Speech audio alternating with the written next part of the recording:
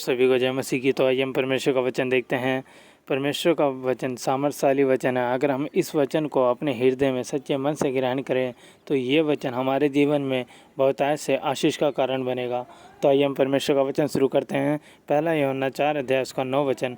जो प्रेम परमेश्वर हमसे रखता है वह इससे प्रकट हुआ है कि परमेश्वर ने अपने इकलौते पुत्र को जगत में भेजा है कि हम उसके द्वारा जीवन पाएँ। परमेश्वर का वचन कहता है कि परमेश्वर ने हमसे ऐसा प्रेम रखा कि उस परमेश्वर ने हमारे पापों के लिए, हमारे अपराधों के लिए उसने इकलौते पुत्र को इस जगत में भेज दिया कि वो हमारे पापों को अपने ऊपर उठा ले।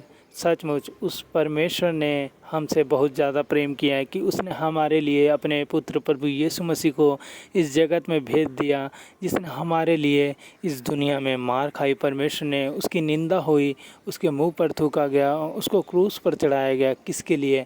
हमारे लिए, कि हम पापों से पश्चाताप पा सकें, हम उस पापों से आज़ाद हो चुके हैं। सचमुच आज परमेश्वर ने हमें उस पापों से आज़ाद कर दिया है। उसने हमारे सभी पापों को अपने ऊपर ले लिया है, हमारे सभी गुनाहों को परमेश्वर ने अपने ऊपर ले लिया है।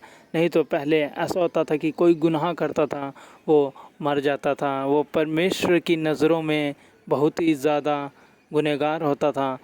परमेश्वर उसको जल्दी क्षमा नहीं करते थे। पर अब के टाइम अगर हमसे कोई गुनाह भी होता है तो हम परमेश्वर से माफ़ी मांगते हैं तो प्रभु यीशु मसीह हमें माफ़ करते हैं, अपने लहू के द्वारा हमें शुद्ध करते हैं, धो के पवित्र बना देते हैं।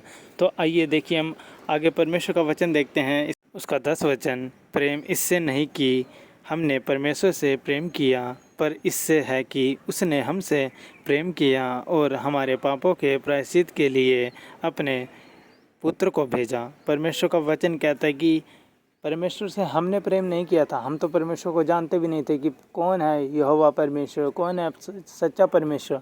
हम नहीं उस परमेश्वर को जानते थे, पर वो परमेश्वर हमें जानता था, उसकी नज़रें हम पर थी। तभी उसने हमारे लिए अपने पुत्र को इस जगत में भेजा कि हम उसके द्वारा उद्धार पा चुके हैं।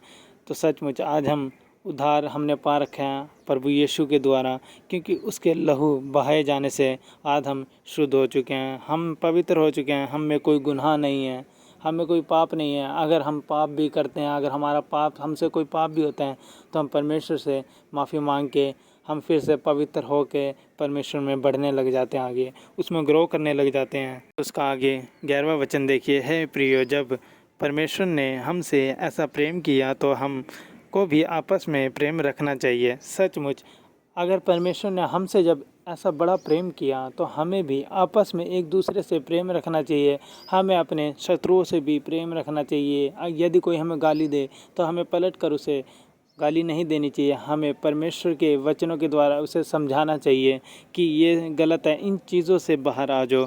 हमें भी आपस में एक दूसरे से प्रेम रखना चाहिए। हमारे आस पड़ोस से हमें अपने सगे के समान प्रेम रखना चाहिए। इस वचनों के द्वारा आप सभी को आशीष मिले।